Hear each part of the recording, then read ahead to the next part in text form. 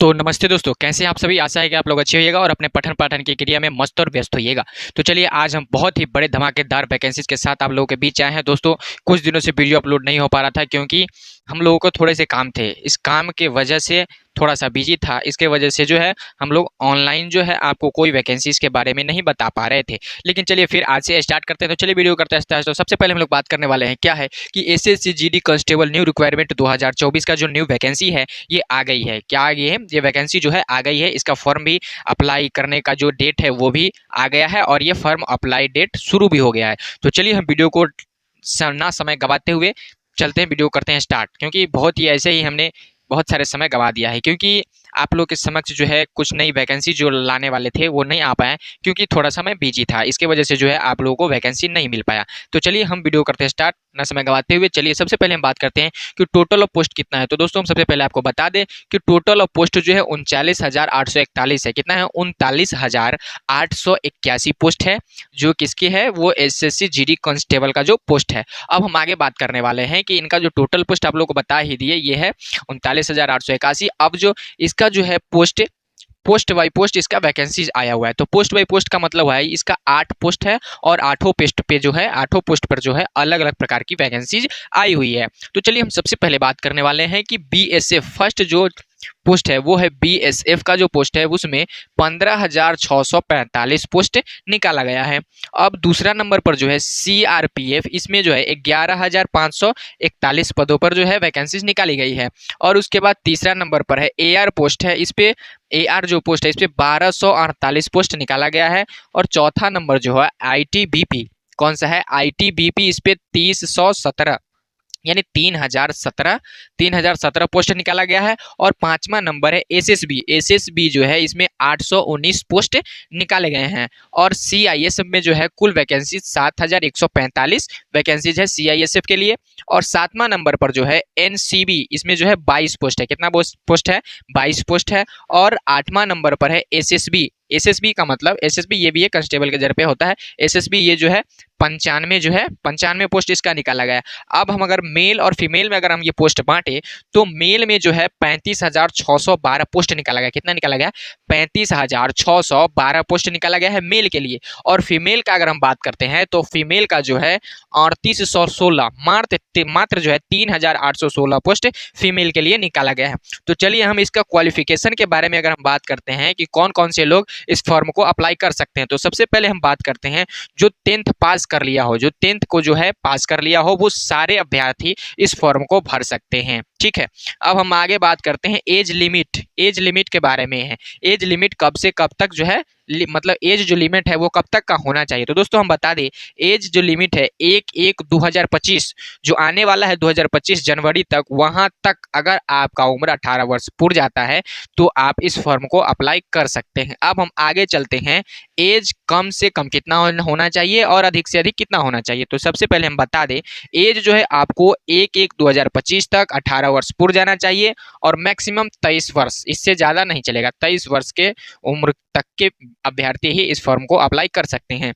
अब हम आगे बात करते हैं रिलैक्सेशन के बारे में, जो छूट मिलती है उसके बारे में हम बात करने वाले हैं। तो चलिए हम बात करते हैं रिलैक्सेशन के बारे में। अगर हम बात करें तो ओबीसी को जो है 3 साल का छूट मिलता है, ओबीसी को जो है 3 साल का छूट मिलता है। एससी एसटी को जो है 5 साल का छूट मिलता है, एससी एसटी को जो है 5 साल की छूट मिलता है।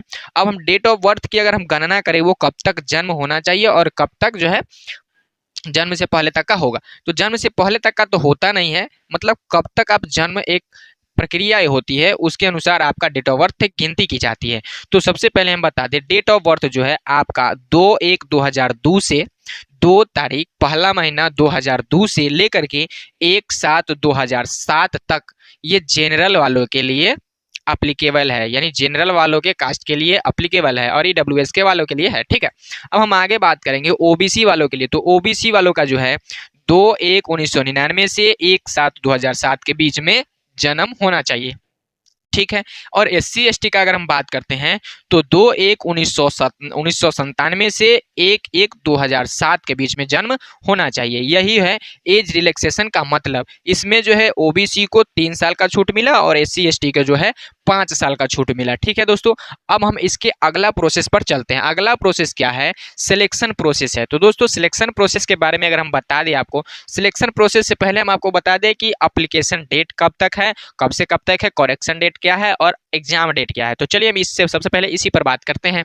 तो सबसे पहले क्या है? Application date. तो दोस्तों एप्लीकेशन डेट के बारे में अगर हम बात करें, एप्लीकेशन डेट के बारे में, तो ये 5 सितंबर से लेकर के 14 अक्टूबर तक भरा जाएगा। कहने का तात्पर्य ये है कि टीचर्स डे के दिन से ही फॉर्म अप्लाई करना स्टार्ट हो जाएगा और 14 अक्टूबर तक आपका लास्ट डेट है। 14 अक्टूबर तक आपका फॉर्म फिल किया जाएगा। ठीक है दोस्तों, अब हम आगे बात करेंगे इसके फी के बारे में। तो दोस्तों फी के बारे में अगर हम बात करते हैं तो जनरल वालों के लिए, ओबीसी वालों के लिए, ईडब्ल्यूएस के लिए 100 रुपया रखा गया है। जनरल, ओबीसी, ईडब्ल्यूएस के स्टूडेंटों के लिए 100 रुपया फीस रखा गया है और अदर कास्ट के 0 रुपया रखा गया है। ठीक है, अब हम इसका फॉर्म जो भरेंगे उसमें अगर आपको कोई गलती हो जाती है तो उसका जो करेक्शन डेट है वो 5 नवंबर से लेकर के 7 नवंबर के बीच में आप अपने फॉर्म को करेक्शन यानी जो गलती हुआ है उसको आप सुधार सकते हैं। तो चलिए इसके बारे में हमने आपको बता दिया। अब हम आपका एग्जाम डेट बता दें। तो दोस्तों एग्जाम डेट किसी भी वैकेंसीज का फॉर्म आने तक नहीं बताया जाता है। फॉर्म के 1-1.5 मंथ बीतने के बाद, यानी फॉर्म अप्लाई करने के 1-1.5 मंथ बीतने के बाद ही उसका जो है exam date finally exam date निकाला जाता है। लेकिन परंतु मैं इसका जो है किंतु परंतु में आप लोग नहीं फंसिएगा। मैं इसका एग्जाम डेट जो है संभवतः आपको बता देता हूँ कि इससे इस महीने में यानी जनवरी या फरवरी महीने में हो जाएगा। तो दोस्तों सबसे पहले हम बात इसी पर चर्चा कर रहे थे कि बहुत सारे बच्चों का डाउट रहता है कि सर वैकेंसी तो आ जाती है लेकिन बहुत ही जल्द एग्जाम डेट आ जाता है। तो इसी को जो है मद्देनजर रखते हुए हम यह एग्जाम डेट के बारे में चर्चा कर रहे हैं कि जनवरी या फरवरी में जो है, जनवरी या फरवरी 2025, कहने का मतलब यह है कि जनवरी या फरवरी 2025 में इसका एग्जाम डेट आने की संभावनाएं हैं। ठीक है, तो चलिए हम इसका एग्जाम डेट के बारे में भी बात कर लिए। अब हम आगे बात करते हैं सिलेक्शन प्रोसेस के बारे में। तो दोस्तों हम सिलेक्शन प्रोसेस के बारे में अगर बात करें तो सबसे पहले होता है रिटेन एग्जाम, उसके बाद फिजिकल, उसके बाद मेडिकल, डीबी। ठीक है, डीबी का मतलब होता है डॉक्यूमेंट वेरिफिकेशन। सबसे पहले होता है रिटेन एग्जाम, उसके बाद होता है फिजिकल, उसके बाद होता है मेडिकल, उसके बाद होता है क्या, उसके बाद क्या होता है, उसके बाद होता है डॉक्यूमेंट वेरिफिकेशन। क्या होता है? डॉक्यूमेंट वेरिफिकेशन होता है। तो चलिए हम आगे बात करते हैं सिलेबस के बारे में। तो दोस्तों जैसा कि मैंने आपको बता ही दिया कि सिलेक्शन प्रोसेस में रिटेन एग्जाम होता है, फिजिकल एग्जाम होता है और मेडिकल एग्जाम होता है। उसके बाद मेडिकल के बाद होता है मतलब डॉक्यूमेंट वेरिफिकेशन होता है कि आपका जो अप्लाई करते समय जो डॉक्यूमेंट दिए हैं वो सही है या फेक है, इसकी जांच डॉक्यूमेंट वेरिफिकेशन में होती है। तो चलिए हम आगे बात करते हैं सिलेबस प्रोसेस की, मतलब सिलेबस के बारे में। तो सबसे पहले हम सिलेबस में अगर हम चर्चा करें तो सिलेबस में 80 क्वेश्चन पूछे जाते हैं, 160 मार्क्स का होता है। 80 क्वेश्चन 160, कहने का मतलब ये है कि हर एक क्वेश्चन 2 नंबर का होता है। एक क्वेश्चन 2 नंबर, इसीलिए 80 क्वेश्चन 160 नंबर का। ठीक है, उसके बाद इसमें 1 घंटे का समय दिया जाता है और नेगेटिव मार्किंग 1/4 की है। हमने बहुत सारे एग्जाम में ऐसे देखे हैं कि नेगेटिव मार्किंग 1/3 की होती है, परंतु इस एग्जाम में जो है नेगेटिव मार्किंग जो है कितना है, नेगेटिव मार्किंग जो है 1/4 की नेगेटिव मार्किंग है।